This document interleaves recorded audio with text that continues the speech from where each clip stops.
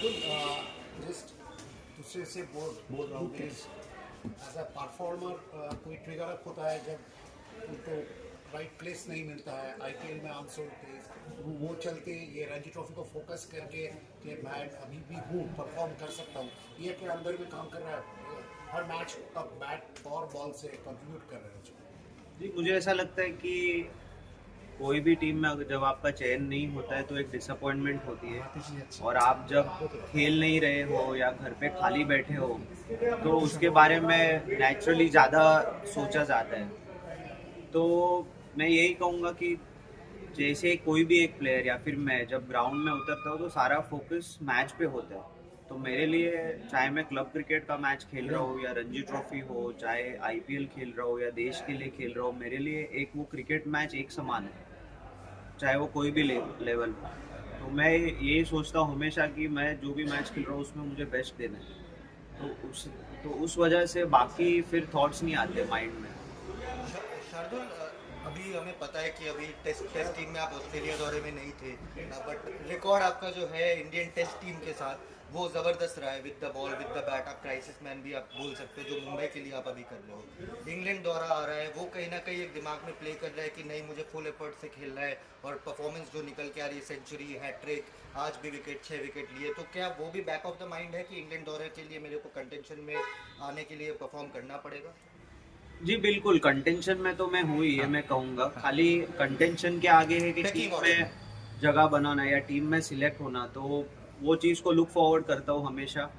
और जब भी मैच खेलता हूँ तो जैसे अभी मैं रणजी ट्रॉफी लेवल पे खेल रहा हूँ, कल शायद आईपीएल खेलूंगा, तो उसके बाद ऊपर तो इंटरनेशनल लेवल है, तो उसी के लिए हम खेलते हैं, वो तो हाईएस्ट लेवल है, तो वहाँ पे सबको खेलना है। तो वो चीज़ तो हमेशा दिमाग में रहती है, और एक मोटिवेशन के तौर पे कह सकते हो आप, या फिर एक पैशन, जो अंदर पैशन होता है क्रिकेट खेलने का और देश के लिए खेलने का, चाहे वो बोल सकते हो, तो वो हमेशा बाहर आता ही है जब भी आप मैच खेल रहे हो। एक और सवाल इसी से रिलेटेड, ये मेंटली कितना टफ रहता है एक इंटरनेशनल क्रिकेट के लिए, क्योंकि आप बहुत हाई देखते हो, ग्लिट्स, ग्लैमर, सक्सेस सब देखा है आपने, उसके बाद सडनली आप ऑस्ट्रेलिया दौरे में नहीं गए जहाँ पे सब आपको एक्सपेक्ट कर रहे थे जाना, फिर आईपीएल में आप अनसोल्ड गए, तो ये जो लास्ट के 2-3 महीने गए, मेंटली कितना स्ट्रांग बनाया है इसने आपको, और ये कितना इफेक्ट करता है एक इंटरनेशनल क्रिकेटर को कि आप हाई से बिल्कुल लो भी देख रहे हो? जी, मैं कहूँगा हर एक इंडिविजुअल को वो अलग तरीके से अफेक्ट करता है। मेरे केस में, या फिर अगर मेरी थिंकिंग आप पूछोगे, तो मैं यही सोचता हूँ कि अब जो चीज़ हो चुकी है वो पास्ट में है, अब उसके बारे में मैं ज़्यादा सोचूंगा तो मुझे डिसअपॉइंटमेंट होगी और शायद गेम पे भी ध्यान नहीं रहेगा। तो मेरे हाथ में अभी जो चीज़ है वो मुझे करनी चाहिए।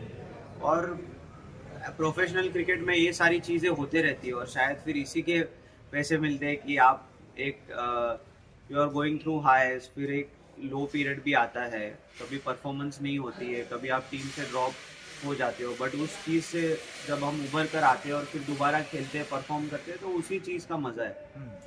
आपने कहा कि आप जब टीम पे नहीं हो तो आप सोचते हैं कि वो सब सोच दिमाग में नहीं रखने का, जो काम करना है वो करना है। ये बोलना और ये करना, इसमें कितना फर्क है?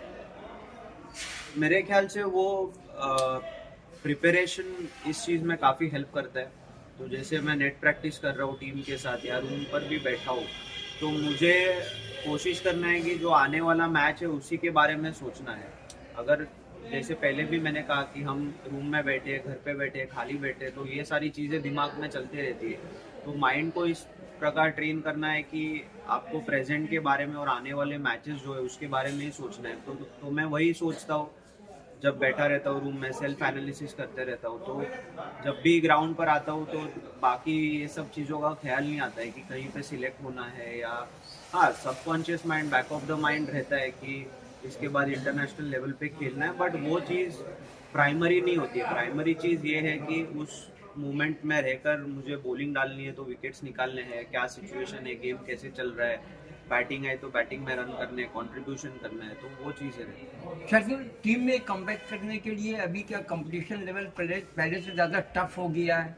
क्योंकि कई अच्छे अच्छे स्पिनर्स और ये ऑलराउंडर्स सामने आए हैं, बॉलर ऑलराउंडर्स, आप क्या समझते हैं? लेवल बहुत टफ है। कंपटीशन तो अच्छी चीज़ है, क्योंकि जितना कंपटीशन रहेगा उतनी अपनी बेंच स्ट्रेंथ अच्छी क्रिएट होगी। जब बेंच स्ट्रेंथ आपकी अच्छी क्रिएट होती है तो चेंजेस नहीं बोल सकते, बट जब भी कोई अलग प्लेयर की ज़रूरत होती है तो हम हमेशा बेंच स्ट्रेंथ से किसी को भी उठाकर खिला देंगे तो वो भी अच्छा करता है इंटरनेशनल लेवल पे।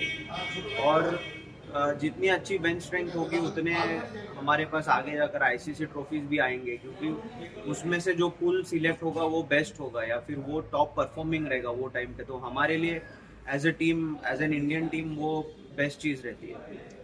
क्या आपने जो बताया 2-3 मंथ में आपने मेंटली वर्क किया, बट क्या क्या आपको ऐसा लगा है कि आपको स्किल में आपका कुछ आपको ऐसा लगता है कि अपग्रेड करना है, या कुछ आपने किसी से बात की कि क्या मेरे में क्या ऐसा कम रह रहा है जो मेरे को डेवलप करना चाहिए नेक्स्ट 2 मंथ्स या to select for Indian tour और IPL या T20 साइड में? स्किल्स तो पॉलिश करते रहना पड़ता है कि जो हमारे पास है ऑलरेडी उसको और अच्छे तरीके से हम कैसे डिलीवर कर पाए गेम सिचुएशन में। और हम जब तक रिटायर नहीं हो जाते, जब तक खेलना नहीं रोकते, या फिर चाहे हम उसके बाद भी मैच देखते हैं, तो हमेशा एक लर्निंग कर्व रहता है, कुछ नई चीज़ सीखने मिलती है। या अगर नई चीज़ सीखने नहीं भी मिली तो कोई ऐसे पुरानी चीज़ रहती है जो याद आ जाती है कि अरे एज अ बॉलर हम ये भी कर सकते हैं कि अगर बाउंसर का स्पेल डालना है तो उसमें क्या फील्ड लगानी चाहिए। तो चलो ये फील्ड तो एक नॉर्मल फील्ड है, बट क्या हम एक और फील्डर ऐड करके कुछ नया कर सकते हैं क्या। तो ये सारी चीज़ें भी सीखते रहना काफ़ी ज़रूरी है जैसे जैसे हम खेलते जाएंगे। और हर ग्राउंड कंडीशंस अलग रहते हैं, सिचुएशंस अलग रहते हैं गेम में, तो उस तरीके से खुद को इवॉल्व करते रहना ज़रूरी है। तो कोशिश हमेशा वही रहती है। So this pitch me, what are the kind of adjustments you made while playing? पिछले 2 गेम्स हम खेले थे वो हम रेड सॉइल में खेले थे। रेड सॉइल में ट्रू बाउंस होता है, वहाँ पे मार्जिन ऑफ एरर काफ़ी कम है। बट जैसे ईडन का ग्राउंड है, ईडन के ग्राउंड में भी आउटफील्ड फास्ट है, तो यहाँ पे उस तरीके से मार्जिन ऑफ एरर कम है कि अगर गैप में बॉल चले गई तो बॉल भाग जाती है बाउंड्री की तरफ। इसीलिए रन्स, अगर विकेट भी आएंगे बट रन्स बनते रहते हैं यहाँ पे। तो क्या फील्ड पोजीशंस होनी चाहिए, तो वो एक एडजस्टमेंट थी। वहाँ पे जो हम फील्ड पोजीशंस यूज़ कर रहे थे वो यहाँ ये गेम में अलग यूज़ किए हमने पूरे तरीके से। बाकी बेसिक बॉलिंग तो सेम ही रहती है कि हम on and around off stump bowling करें, वहाँ से चाहे आपका इन स्विंग आउट स्विंग है वो डालने की कोशिश करें, होप करें कि बैट्समैन के पैड पे लग जाए इन स्विंग में, या फिर जब अच्छा बाउंस मिल रहा हो तो एज लेने की कोशिश करते हैं। बट फील्ड प्लेसमेंट काफ़ी अलग थी ये ग्राउंड में पिछले जो मैचेस थे। शार्दुल, रणजी ट्रॉफी खत्म, मुंबई के लिए जब खत्म हो जाएगा उस टाइम के बाद आपके पास थोड़ा टाइम रहेगा, क्योंकि IPL में आप 500 रहे थे, तो उस टाइम में क्या काउंटी खेलने का कोई प्लान है? अगर ऑफर आया तो खेलूंगा, एक नया एक्सपीरियंस रहेगा मेरे लिए भी। अभी तक तो ऐसे कुछ प्लान हुआ नहीं है, बट 6-7 मैचेस होते हैं उनके उस दौरान, तो अगर मौका मिला खेलने का तो ज़रूर खेलेंगे, क्योंकि उसके बाद फिर इंग्लैंड टूर भी है ही। तो मतलब अगर मैं सिलेक्ट होने वाला हूँ तो मैं टच में रहूँगा और वो ग्राउंड कंडीशन मतलब इंग्लिश वेदर के लिए यूज टू भी हो जाऊँगा। शार्दुल, एक सवाल सूर्य कुमार यादव पे भी, क्योंकि रन्स नहीं आ रहे थे उनके लास्ट भी जब मुंबई के लिए खेले थे, डबल डक आया था, और फिर T20 सीरीज में हमने देखा थोड़ा सा स्ट्रगल कर रहे थे। तो टीम में जुड़ने के बाद उनका मेंटालिटी आपने कैसे देखा, मूड कैसे देखा, और आज की पारी उनको कितना कॉन्फिडेंस, या जब भी बात हुई डगआउट में तो कितना आप उनको थोड़ा सा देख रहे थे कि कैसा नॉक रहा उनका?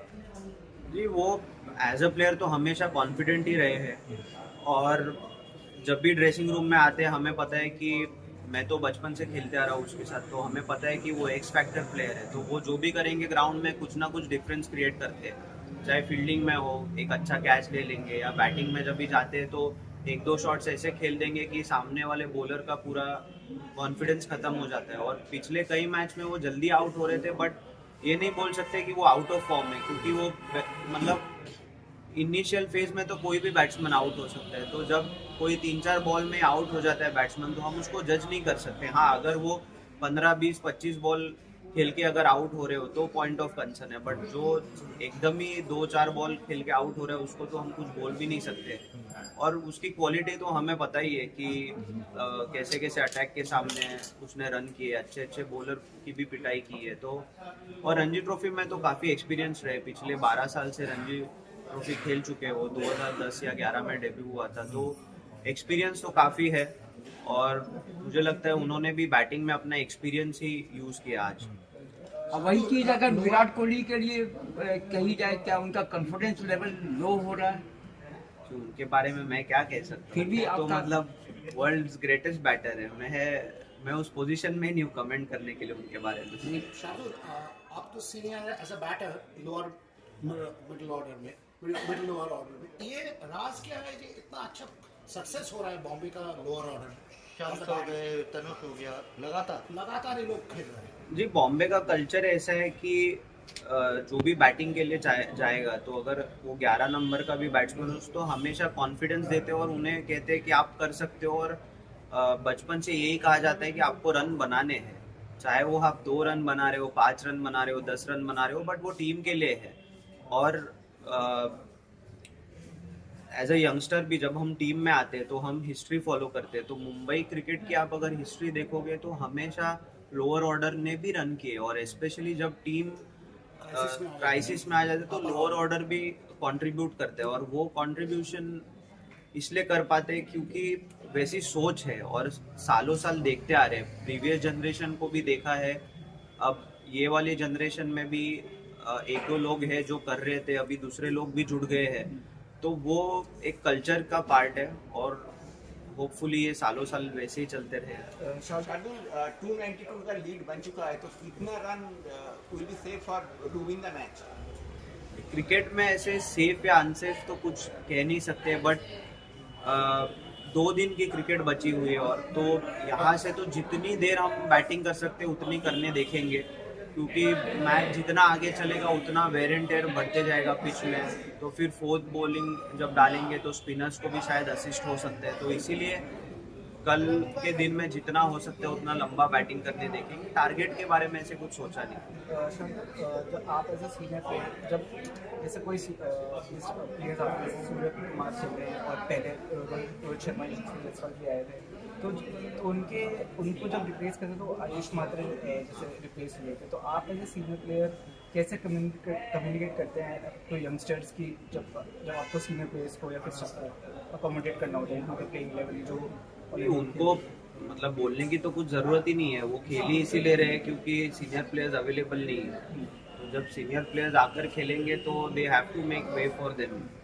तो और कोई भी हो, चाहे रोहित हो, श्रेयस अय्यर हो, या पिछले कई मैच में शिवम और सूर्या नहीं थे, अब पिछले 2 मैच से सूर्या तो ये मैच में आया, शिवम आ गया था इसके पहले वाले मैच में। तो मेरे ख्याल से यंगस्टर्स को तो जगह बनानी ही पड़ेगी सीनियर प्लेयर के लिए, इसमें तो कोई डाउट ही नहीं है। वो सीनियर प्लेयर इसीलिए क्योंकि सालों साल अच्छा करते आ रहे हैं और वो एक्सपीरियंस है उनके पास। तो क्रिकेट तो एक्सपीरियंस और जो अच्छा करते आ रहे हैं उसी पे चलती है। शार्दुल, एक लास्ट सवाल आपको फिर छोड़ देंगे हम लोग। चैंपियंस ट्रॉफी आने वाला है, आपसे कब अगली बात होगी हमें पता नहीं, तो टीम इंडिया के लिए आपका क्या विश रहेगा? टीम इंडिया के लिए तो दुनिया के कोई भी कोने से I will be wishing all the luck, और I will be cheering for the team India and the kind of talent we have in the team and the kind of squad we have, it's a right mixture of youth and some experienced guys. The only challenge will be we've got only 3 league matches until we go to the knockout phase, so it's going to be very tight. All the games will be played in intensely, so hoping for the best cricket. That's it. Thank you so much.